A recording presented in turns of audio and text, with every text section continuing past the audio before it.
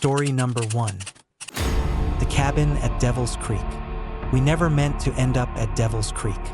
It was supposed to be a quiet, peaceful weekend getaway, a chance to reconnect, get away from the noise of city life, and enjoy the natural beauty of Michigan's woods. My wife, Emily, and I had been married for just under a year, and though we were still learning each other's rhythms, I thought this trip would be perfect. A cabin, deep in the woods, far away from anyone or anything, just us, the trees, the fire, and the quiet. It sounded like paradise when we found the listing. Rustic cabin near Devil's Creek. Isolated, quiet, surrounded by nature. The photos were breathtaking. The cabin was small, tucked away under a canopy of pine trees, and there was something undeniably charming about it. A little dilapidated, sure, but I thought that added to its character. I didn't know much about the area. Devil's Creek had a certain foreboding ring to it, but I figured it was just a name. So, when we arrived late in the afternoon, it didn't take long to get settled. The cabin was exactly as the listing had promised. Rustic, cozy, with a heavy sense of age in the air. There was an odd smell inside, musty but also earthy, like the wood and stone had been untouched for decades. Emily was a little hesitant about it, but she smiled and said, "It'll be fun, a real adventure." I agreed, even though a part of me felt uneasy. That first night was fine. We made dinner, opened a bottle of wine, and sat by the fireplace, laughing and reminiscing about old times. The wind outside whistled through the trees, and the cabin creaked like it had a life of its own. The crackling of the fire, the soft hum of the wind, it felt like we were in a different world, far away from everything we knew. But then, around midnight, it started. First, it was subtle, a faint scratching sound, like something dragging across the floor above us. I chalked it up to the house settling, but Emily tensed, her eyes wide with unease. She didn't say anything at first, but I saw her glance toward the ceiling. "Did you hear that?" she whispered. I nodded, brushing it off. "Probably just a raccoon or something on the roof. We're in the woods." She wasn't convinced, but we tried to ignore it. We finished our wine and went to bed. But sleep didn't come easy. Every little creak, every gust of wind, every rustle of branches outside made me more and more uncomfortable. Emily's breathing was slow and steady next to me, but I couldn't shake the feeling that something was wrong. The sounds came again, this time louder, a dragging noise, like something heavy, scraping across the floor above us. Then, faint whispers, voices, but not loud enough to make out any words. I sat up in bed, my heart racing. I whispered, shaking her lightly. "You hear that, right?" Emily stirred, blinking in the dim light. "I hear it." Her voice was barely audible. "What is it?" I didn't know. I got up, trying to act calm, trying to convince myself it was just the house, maybe the pipes, or the wind, but something deep inside me felt off. Something wasn't right. I walked through the dark cabin, checking every corner. I opened the door to the small attic, but there was nothing there, just old insulation and a few dusty boxes. The cabin was empty. I checked outside, walking around the perimeter in the biting cold. But there was nothing, no signs of anyone being there. No footprints in the snow, just the silent, oppressive darkness. When I came back inside, Emily was sitting on the couch, her face pale. "Everything okay?" I asked, trying to sound reassuring. I don't know," she said. "There's something wrong with this place." And that's when I saw it. The furniture had been moved. The chairs, the table, they were no longer where we'd left them. The chairs were now facing the fireplace, as though someone had been sitting there, watching the fire. But the fire hadn't been lit for hours. The room was cold. I turned to Emily, my mind racing. "Did you move them?" She shook her head. No, I didn't touch anything." We both stood there, staring at the room in disbelief. Then, my eyes were drawn to the far wall. There, scrawled in something that looked like soot or charcoal, was a message: leave or face the curse. It was jagged, the letters harsh, as if written by a trembling hand. I could feel the blood drain from my face. My hands trembled as I reached for Emily, pulling her toward the door. "We're leaving," I said, my voice tight. "We need to go. Now." But Emily stopped me, gripping my arm. "Wait," she whispered. "Look at the window." I turned, and my breath caught in my throat. Outside, standing at the edge of the forest, was a figure, a tall, dark silhouette, like a man but impossibly thin, stretching toward the sky. His face was obscured, a featureless mask of darkness. I couldn't move, couldn't breathe. The figure didn't move, didn't even seem to blink, just stared at us from the shadows. Then, slowly, it disappeared. I grabbed Emily's hand, pulling her toward the door. The night was cold, the air sharp in my lungs. But we didn't stop. We didn't look back. We left the cabin behind, drove for hours in the dark, without a word. I wasn't sure how much time passed, but we didn't stop until we reached a small town with a motel. We didn't speak. We didn't need to. When I look back on it, I don't know if I'll ever fully understand what happened at that cabin. The whispers, the messages, the figure in the woods, felt like we'd stumbled into something ancient, something old and malevolent. I don't know if it was the cabin, or the land around it, or something else entirely. But one thing's for sure, we never went back to Devil's Creek, and we never will. Story number 2. The Shadow Man. We came to the cabin to escape. A weekend in the deep woods of North Carolina, far from our busy lives, with nothing but the trees, the silence, and each other.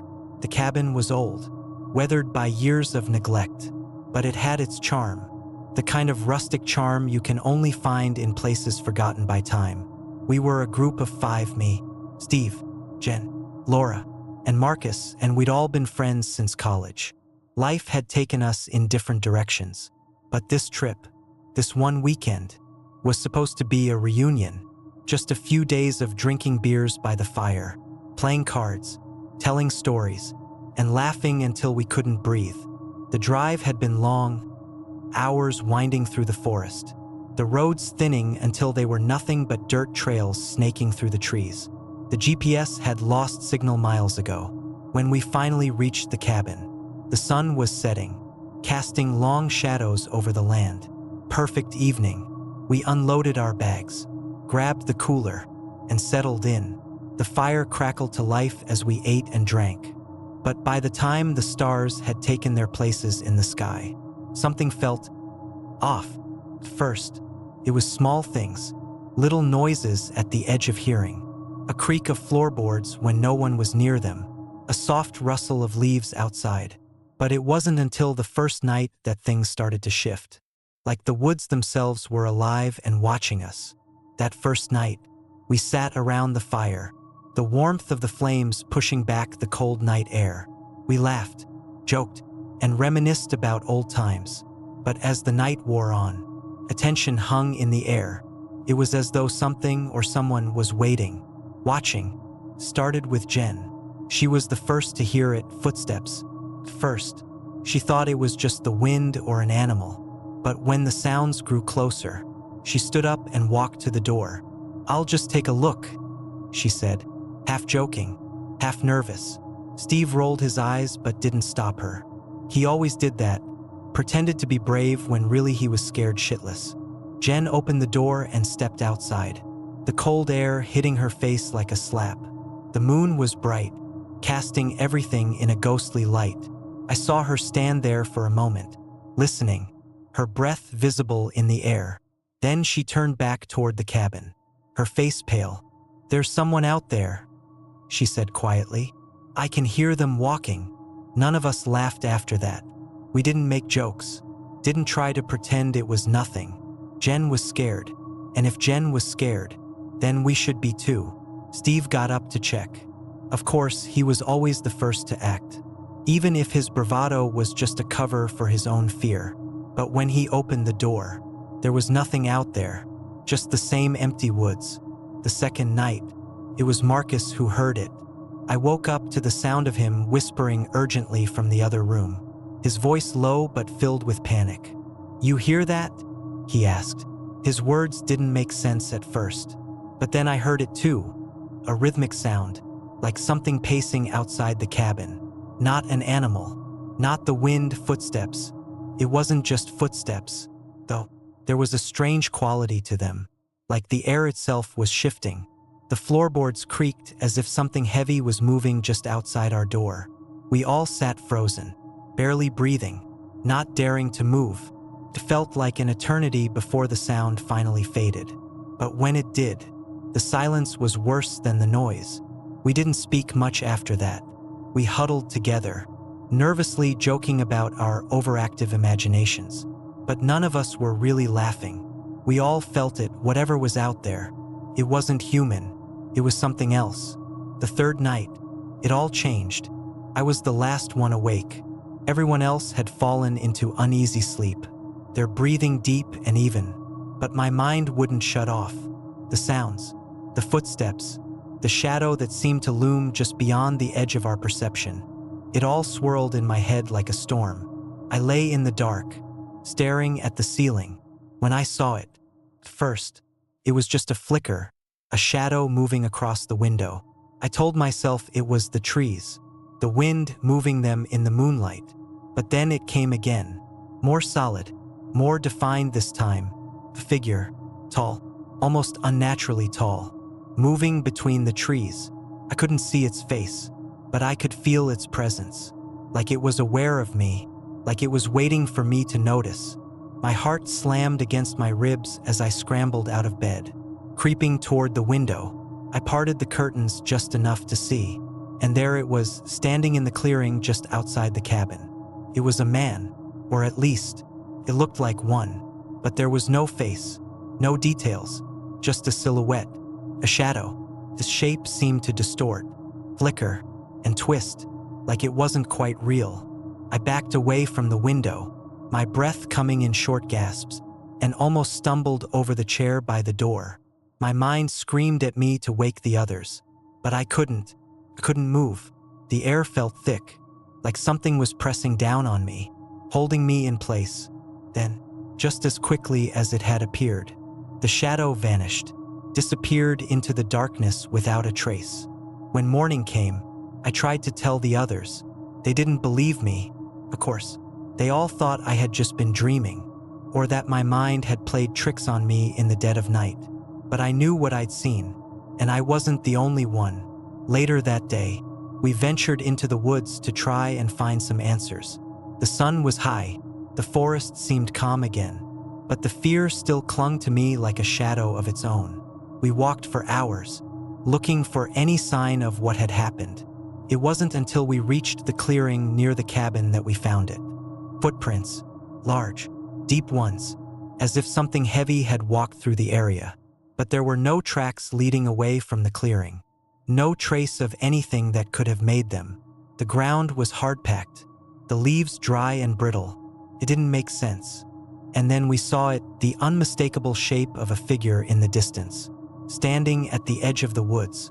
It was tall, far too tall, and it stood perfectly still, watching us. I swear, it felt like it was watching me, like it knew I was the one who had seen it the night before. None of us said anything.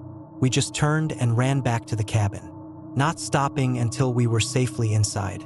The door slammed shut behind us, and we didn't speak again until the night fell. The last night at the cabin, we tried to pretend nothing was wrong. We drank more, laughed more, but none of us left the cabin after dark.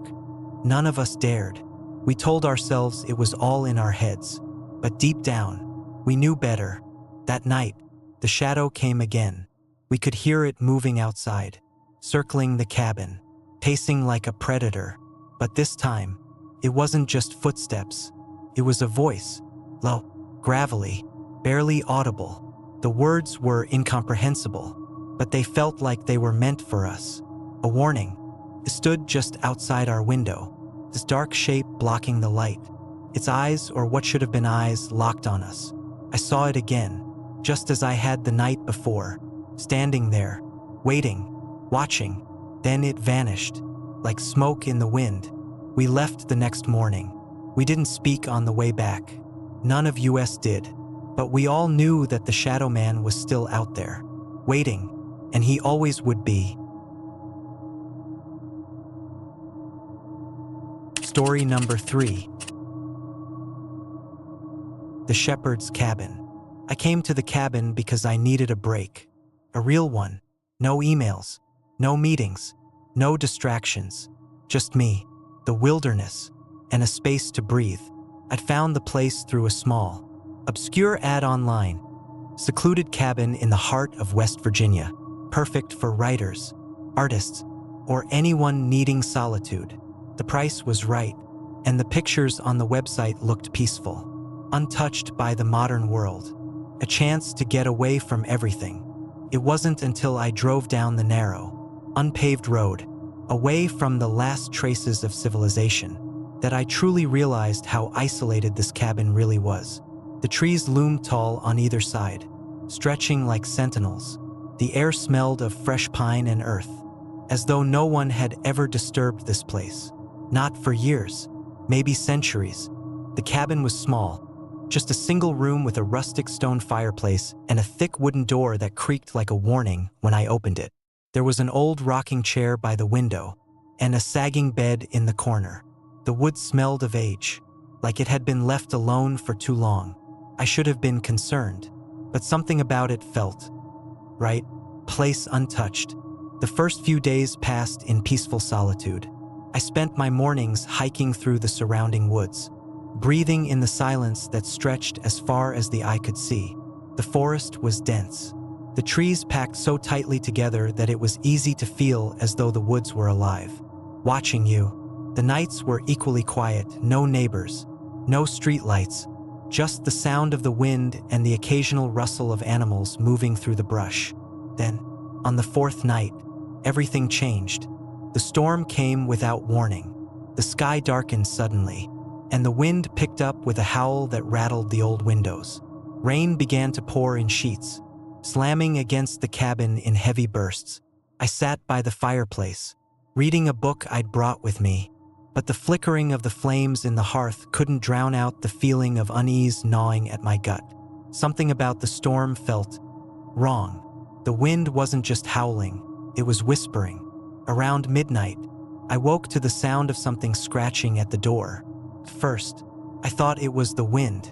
It wasn't uncommon for branches to scrape against the cabin in a storm. But then the scratching turned to tapping. Insistent, steady, almost as though something was trying to get in. I froze in bed, my heart pounding in my chest. I listened. The sound continued, growing louder, the tapping turning to soft thuds. Someone was outside. I could hear it now, clearly, and they weren't just tapping, they were pacing around the cabin. There were footsteps, slow, deliberate, like they knew exactly where I was. I told myself I was being paranoid. There were no other cabins for miles. No roads leading here except the one I'd come in on. It had to be the wind, or maybe an animal, something large, maybe a bear or deer, walking around the cabin. But the thought didn't sit right. I got up, my body stiff with unease, and made my way to the window. The rain was still coming down in sheets, but I could just make out the shape of something standing at the edge of the woods, barely visible in the darkness. A figure, tall, thin, and unnaturally still. I pulled back from the window, my breath shallow. I told myself it was nothing. I was just tired. The isolation, the storm, it was all messing with my mind. But as I turned to go back to bed, I heard something I'll never forget. A voice, soft, barely audible, but there. It was just a whisper, as if the air itself had been given a voice. "I see you." I froze. My mind screamed at me to ignore it, to go back to sleep, but my feet wouldn't move. I didn't dare look out the window again, but I couldn't stop my eyes from glancing toward the door. The footsteps had stopped. The figure outside, wherever it had gone, was gone. I spent the rest of the night awake, listening to the storm rage outside.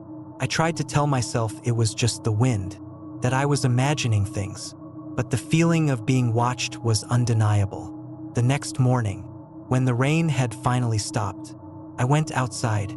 There were no footprints around the cabin, no sign that anyone had been there.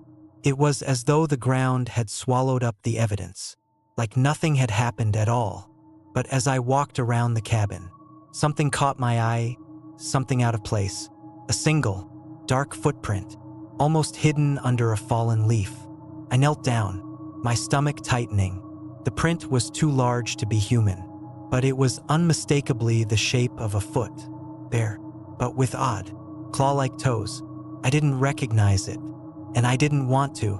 The rest of the day passed uneventfully, but I couldn't shake the feeling of being followed. Every rustle in the trees, every snap of a twig made me jump. At night, I stayed inside, bolted the door, and kept the curtains drawn. But I couldn't sleep, not after what happened the previous night. The next few days blurred together, each one feeling like the last. The weather grew colder, and the nights longer. I found myself leaving the cabin less and less, afraid of what I might find in the woods. Every time I looked out the window, I half expected to see the figure standing there, watching. Every time I stepped outside, I checked my surroundings, listening for footsteps in the underbrush, waiting for that soft whisper, "I see you." It wasn't until the 7th day that I finally saw it.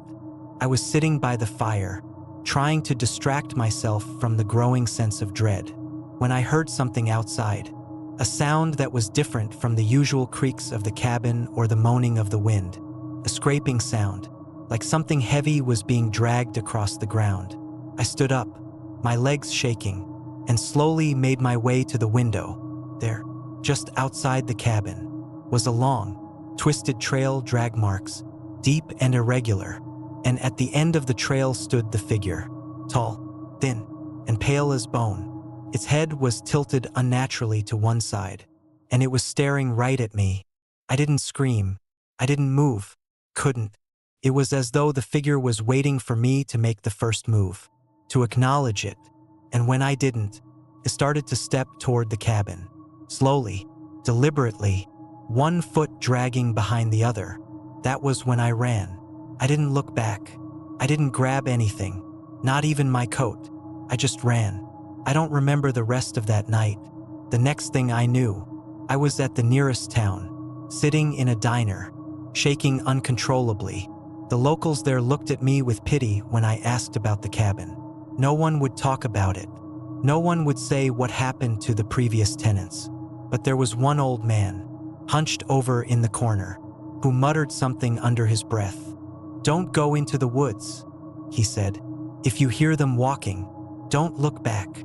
I don't know who or what I saw at that cabin. I don't know if it was real, or if the isolation had driven me mad. All I know is that when I left, I never went back, and I never will, because some things, whatever they are, don't want to be found, and once they find you, they never let you go.